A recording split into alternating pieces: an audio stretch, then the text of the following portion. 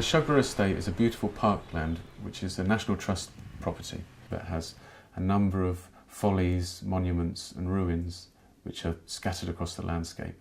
But when you walk around, you sometimes miss the history of the place.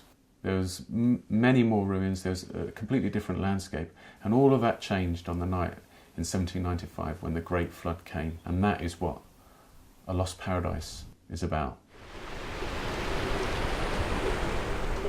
There are two parts to this project. The first part is the celluloid films that are created in response to the Great Flood in 1795 and the poetic soundscape that is juxtaposed with the imagery.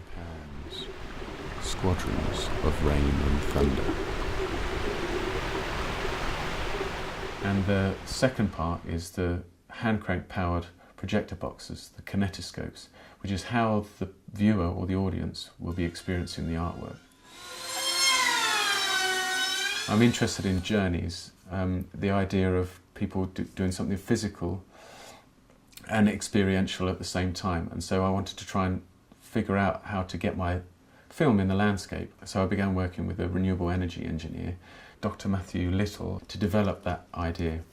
We then began to work with the Shugborough team to develop these boxes, and Matthew and I enlisted the support from Ian Jones, who's a carpenter and a playground designer.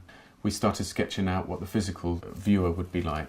That needs the focus adjusting, and I think this is probably the 8th or 9th version that we've actually made.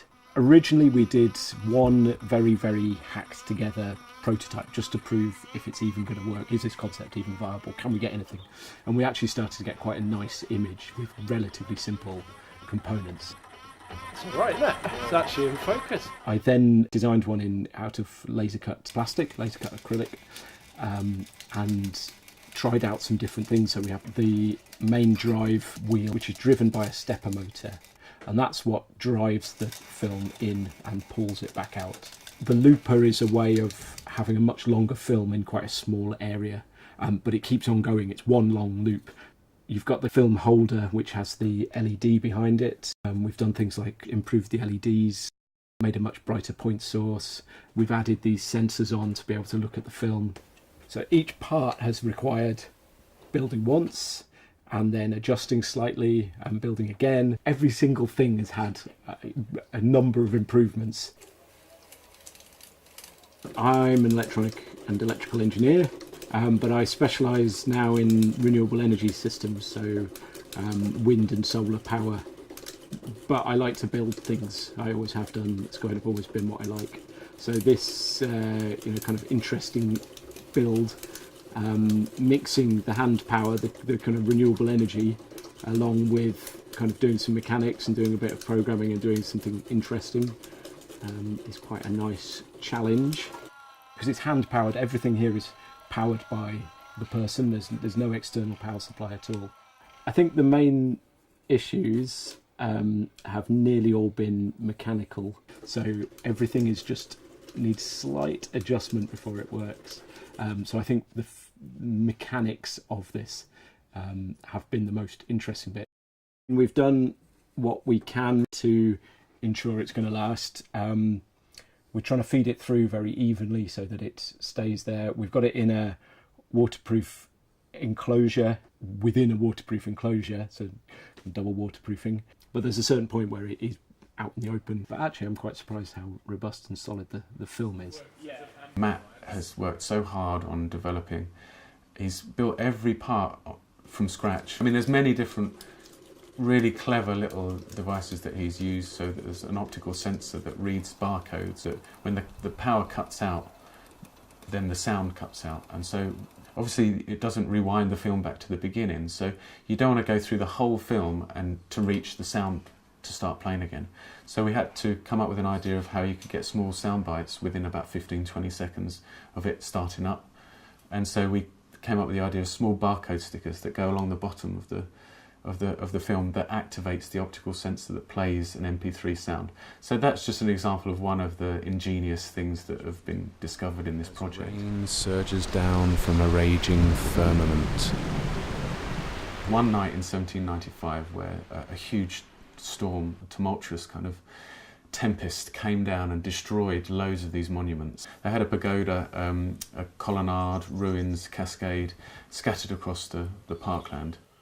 I made my own drawings of these buildings and these monuments from some of the original paintings by Dahl that showed some of the landscape and what it was like back in 1700s.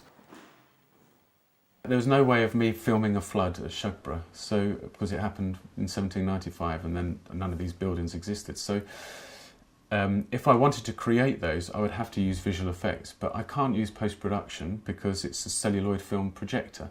So everything that I have to produce would either be directly on the film surface, the material, or shot in camera before.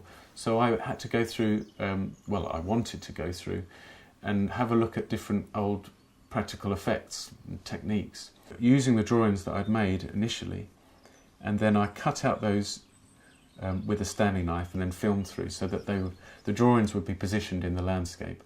Then I would block off half of the image where there's grass now and there was once water, and then film just the top half, and then I would have to walk to the river, block off the other half, and then film the water so that it builds the image up in the landscape.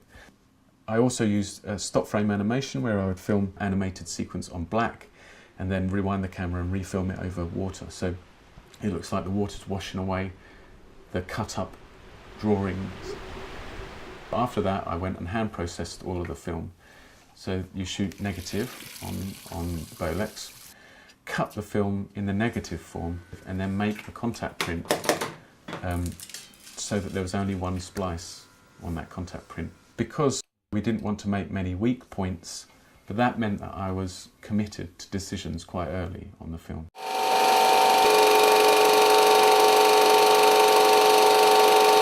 And then after I hand processed the film again to a positive print, I worked on the film directly on the surface. So I painted on the film using inks, OHP pens, I did tinting and toning. On the darker areas I scratched around so that it would bring out some of the images more to get a sense of the rain and the storm that's falling, and then painted into those again. So there's been a huge amount of work to the material surface of the film as well. By water flow, their heavy ballast sinks on sodden ground, and under the milk-white hull, mud splatters.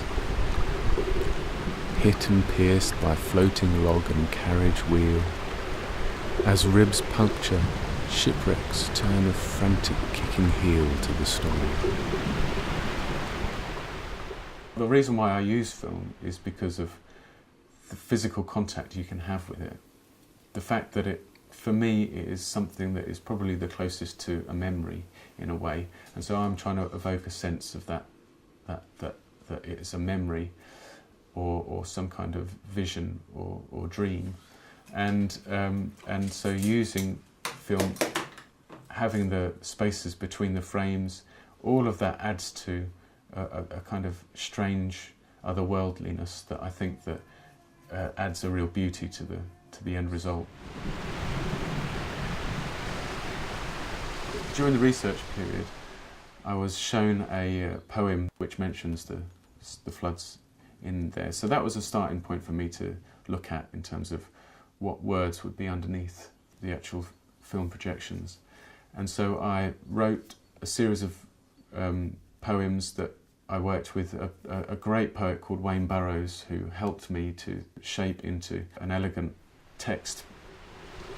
As lustre glints on wet sinking stone, clouds move across the sky at pace, time-lapsed, fraying into one another like a black sheep's fleece, giant, wrapped around the landscape, suffocating and smothering.